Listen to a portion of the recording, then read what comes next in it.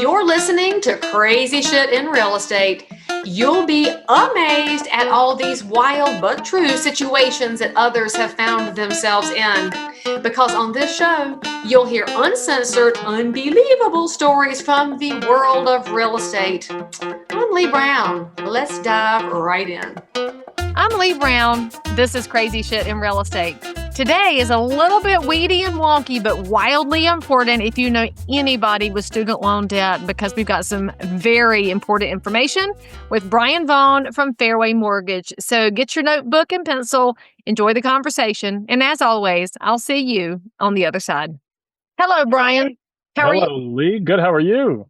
Good. Thank you for coming on the show. Thank you so much. Can you hear me okay? We're all the technological things are working correctly, except for my mouth, apparently. I mean, except for the fact that technological is too many syllables, but it's a Friday that we're recording this, and so no judgment, because I can hear you great, and your background is blurred out, so I don't see whatever pixels you have in your house. Yeah, exactly. That's great. So I'm excited to have you on the show, and I'm grateful for a friend who had shared me your reel. I guess it was on Instagram or it was a TikTok, Instagram, whatever. It was Instagram. Yep. So why don't you start off by telling my audience, who is Brian Vaughan? What do you do in and around real estate? Where are you located? Give them a little thumbnail sketch before we start talking about the really exciting world of money.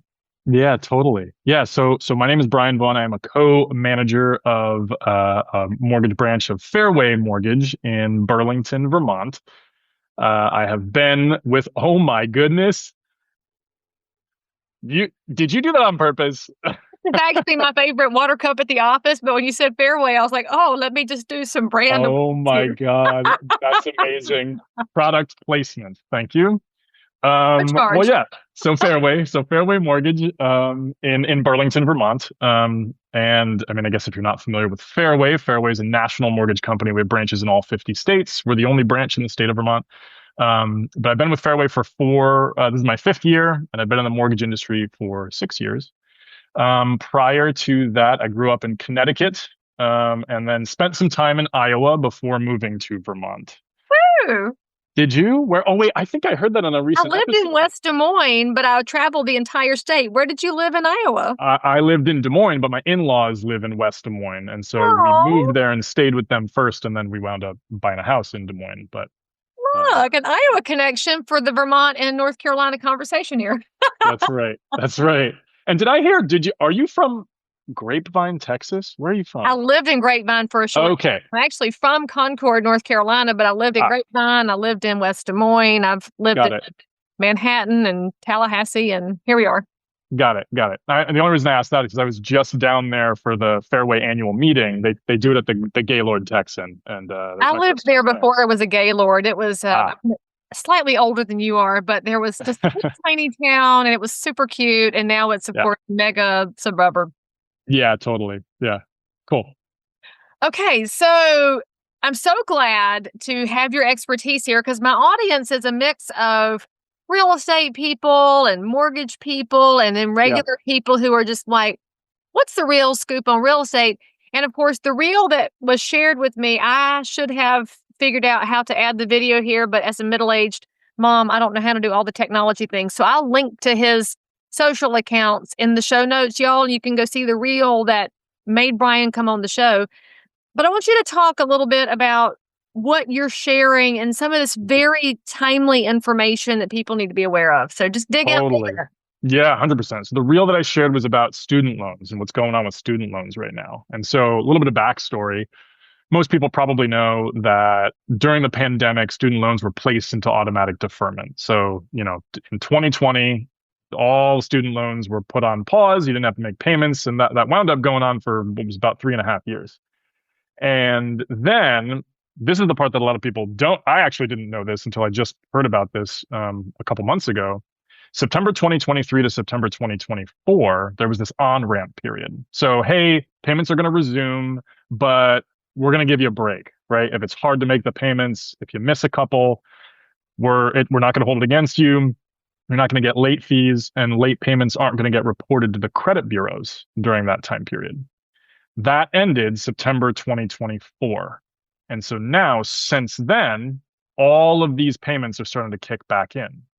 Now, in theory, if somebody is getting this information and they're aware of the fact that these payments are kicking back in, okay, you obviously have to figure out how you're going to make those payments, because I think maybe a lot of people have gotten used to not making those payments over the last 4 years. But you at least would know that they're coming, and maybe have time to put a different plan into effect, or defer them longer depending on your situation. But what's been happening is that people have not been getting the notifications from student loan servicers that these are going back into effect.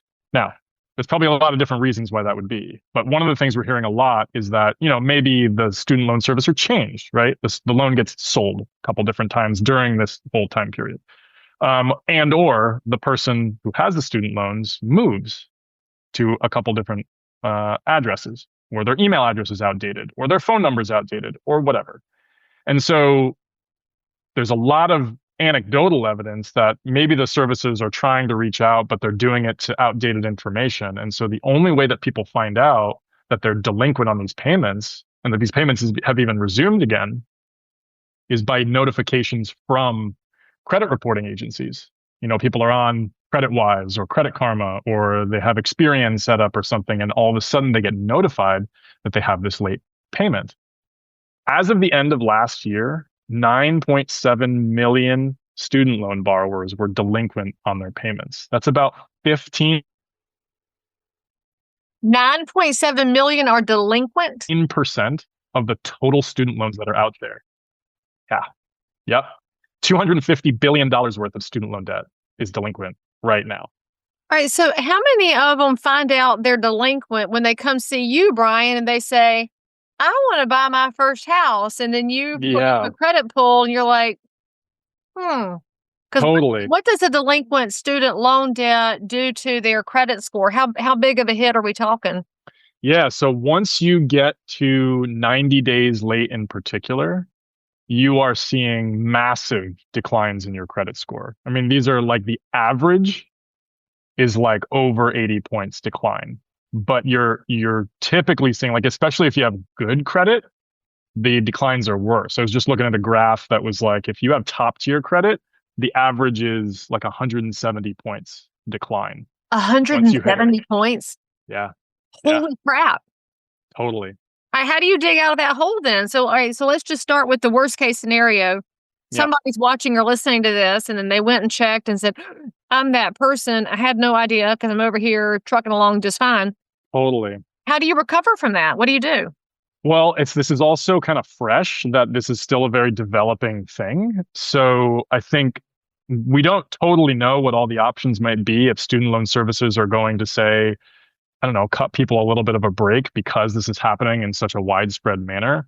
What I would say is, number one, very first thing, contact the student loan servicer, make sure that you are set up, you have a payment plan in process. If you have to put things back in deferment or forbearance, do that. And then begin the conversation. Hey, I was never notified that these went back into effect.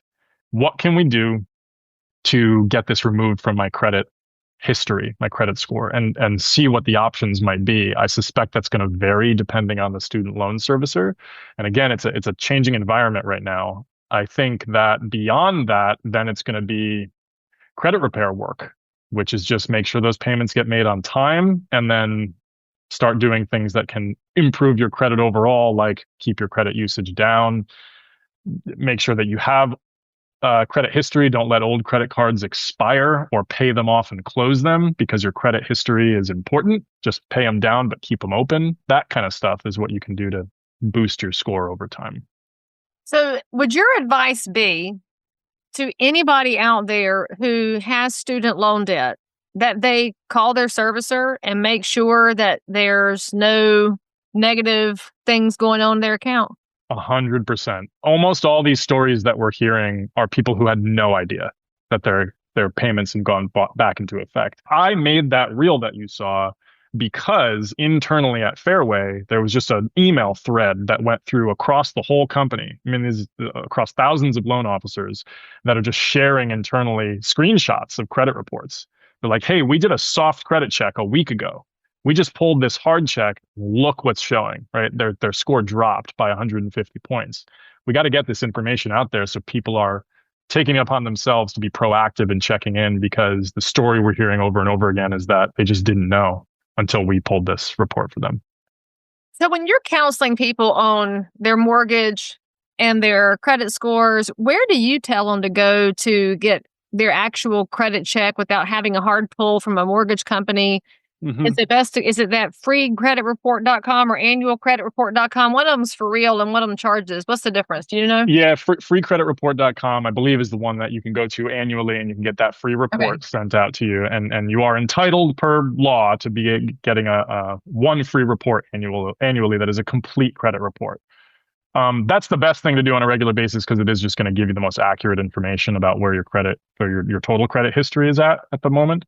But in the meantime, the services that monitor your credit have gotten pretty good. Like, they update pretty quickly, almost in not quite real time, but almost in real time. So if you go to something like Credit Karma or CreditWise and just do the credit information piece of it, that's a good place to do it. And also, a lot of times credit card companies now, within your the portal through your app on your phone, you can typically go through and get the same kind of service, but they'll report it directly through that.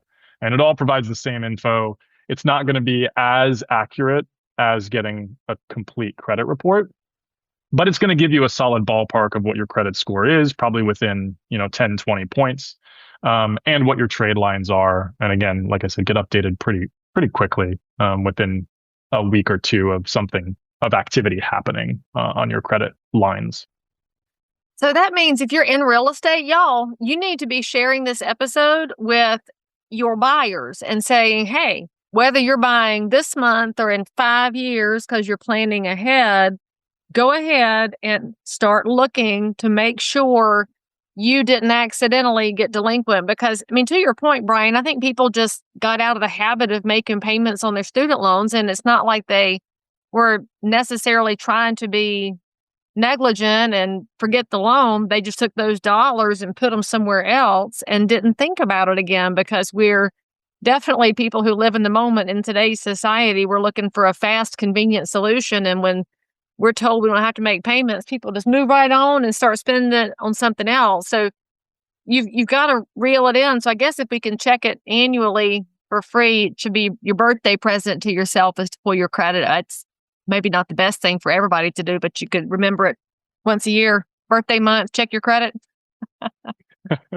So if you're in real estate and you're listening to this podcast or watching it and thinking, man, I need some more Leigh Brown answers in my life. Well, guess what, friends? I have a new program that is launching right now called Answers.Real Estate, where I will give you every bit of insight I have to help you grow your real estate business, help you better respond to consumers, to provide a more excellent real estate experience, so that the next time you land on crazy shit in real estate, you'll have a better solution to whatever you ran into. Answers.Real Estate. There are monthly plans available. You will love it. Get your coaching. Sign up with me today. Oof. This is kind of startling. So on a different angle on student loan debt, what are your thoughts about student loans coming out of the Department of Education and going into a different financial sector of the government? Do you think that's going to have an impact on the way that the mortgages calculate student debt, on the burden that it's causing to home buyers? Have y'all had any conversations about that at Fairway? Because Totally. Yeah, not yet, because again, that's such new info. But yeah, 100%, it could have an impact on how things are calculated. I mean, so like, for example, right now, let's say somebody has their student loans in deferment. And so what happens when that's the case is you pull a credit report. It's going to show a $0 payment on that credit report for that student loan. This is happening. I mean, this is for everybody during the pandemic. So this was a very common thing to experience. Well, when that happens, Fannie Mae and Freddie Mac, the two conventional loan agencies, they each have their own separate guidance on then how you need to calculate what the monthly payment is for qualifying purposes for a mortgage on that debt.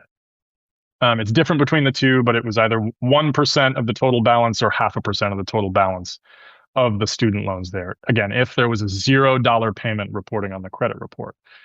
That's guidance directly from the loan agencies in their current state. Now, if something were to change about either where student loans are and or there's conversations about what's going to happen with those two loan agencies, that guidance could get totally updated to reflect something completely different. What that would be, that's anybody's guess.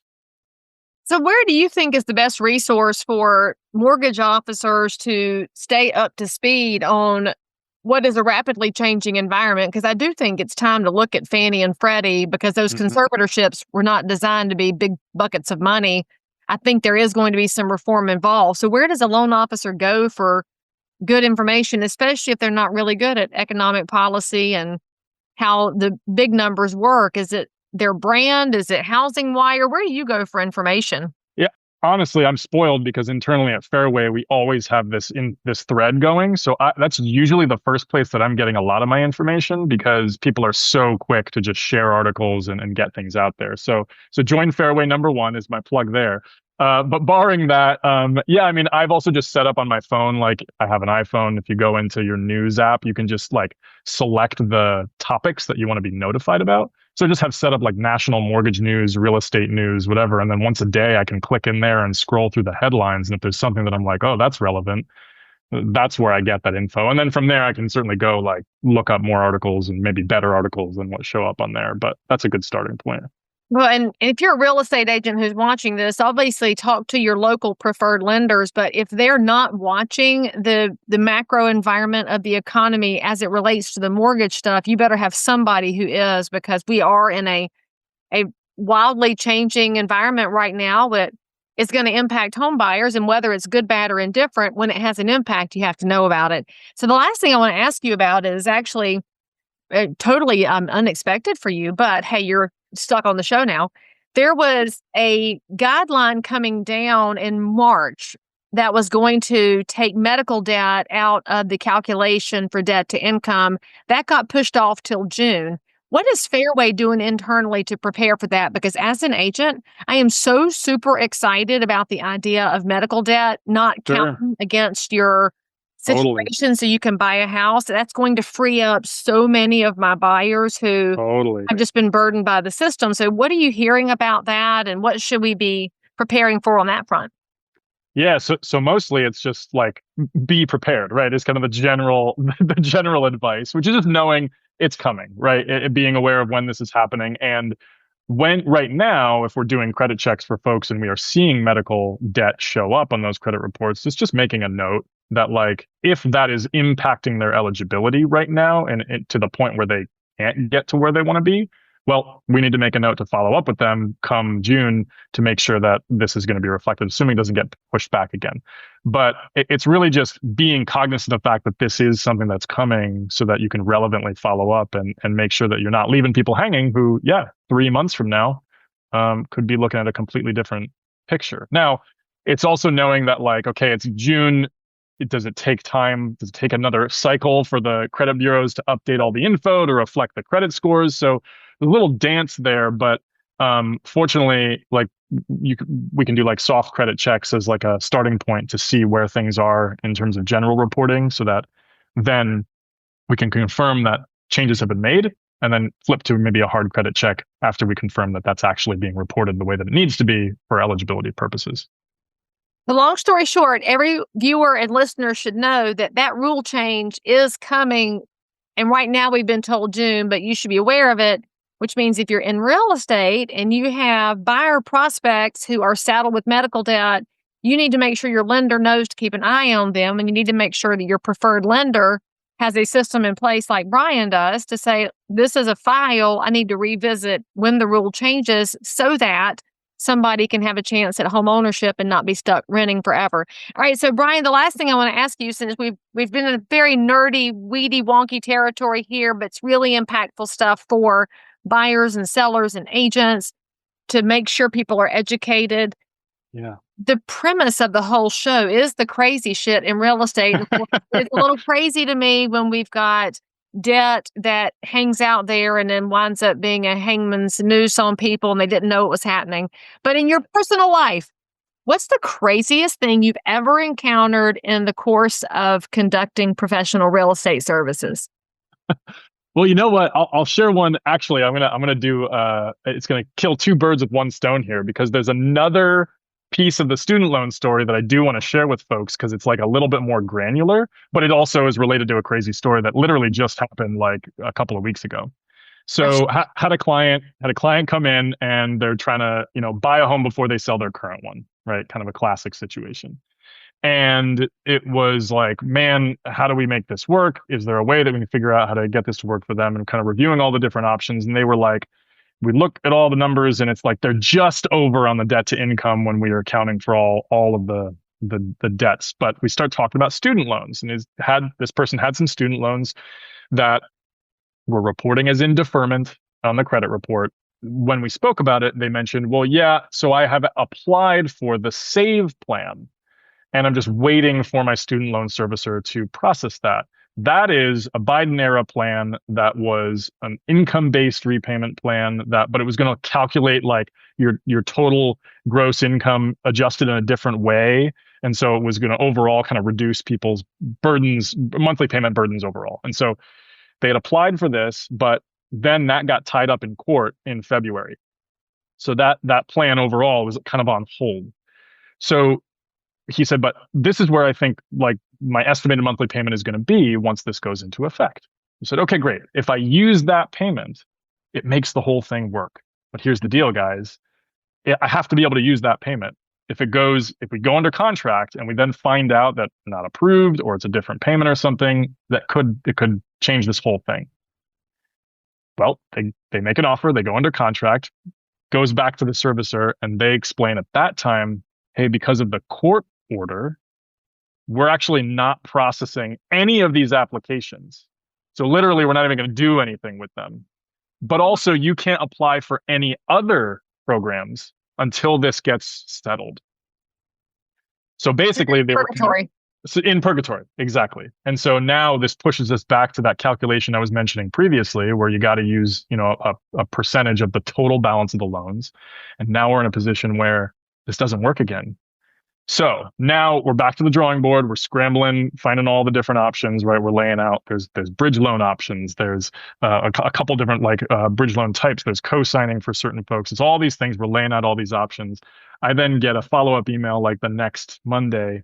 Hey, actually, I just took a new job and this should solve the whole thing. And what you're doing right now, for folks who are listening to this, Leigh has covered her face and eyes because most of the folks in the industry will know that is usually not a good piece of news. But this is the crazy part. This is the crazy shit in real estate part, Leigh. This job fixes everything. It is enough money and it is a pay type that totally makes the whole thing work. So we're like, okay, so all of these things we just laid on the table here, we're just going to swipe the whole desk, throw all that on the floor.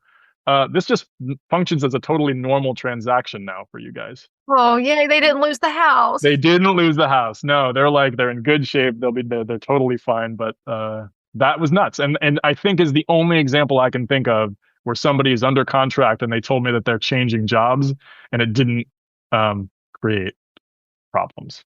Just for the record, y'all, we're not talking about a promotion. So if you are work level 8 and you go to work level 9 at the same company, that's a good thing. But if you are changing professions altogether and you said, I'm leaving my 9 to 5 and I'm going into real estate, that is not helpful for your prospects getting a mortgage until you've stayed established in that new job for a couple of years. So just FYI, before you make big life changes while you're buying houses, talk to your lender and talk to your realtor, because we might tell you to just hang tight, just for a short amount of time. Just be patient, little grasshopper, patient, and then make your changes 30 days from now. Yeah, exactly. Totally. All right. So, Brian, if somebody wants to reach out to you to find out about home loans or student loans, or reach out to a lender, maybe it's a realtor in Vermont who needs a great local contact, what is the best way for them to find Brian Vaughan? You should go to my Instagram, which is Brian Vaughan Mortgages. That's my handle. That's the best place. All my other contact info is there, but you can also message me directly on that platform. And he does respond. That's how I got him on the show. And by the way, always follow people with really good, helpful content that is not about themselves, but is about your best interest. And Brian, that's what I appreciate about your content. You're trying to make other people more successful. So thank you for what you're doing to help their dream along its path. Thanks for sharing. I appreciate it. Thanks for having me. All right, guys, say something nice about Brian in the comments. Make sure you hit the bell to subscribe and come back and see us next time. By the way, friends, don't miss my brand new coaching program at answers.realestate, where you can have access to Leigh Brown, submit your questions, have them answered, meet like-minded professionals, have an entire library to help you build your business no matter what happens in the market. Get signed up today. I promise you'll be glad you did. As always, I'm so super thrilled that you joined in for more crazy shit. And if you're a realtor, investor, inspector, lender, or just a regular human being who happens to have an unbelievable story that you need to tell the world about, or frankly, you just need to one-up the story you just heard, then make sure to DM me on Instagram at Leigh Thomas Brown, or tweet me at Leigh Brown, or frankly, any social network where you hang out. I'm there. And if you had some fun, then you totally want to subscribe so you don't miss out on any future episodes.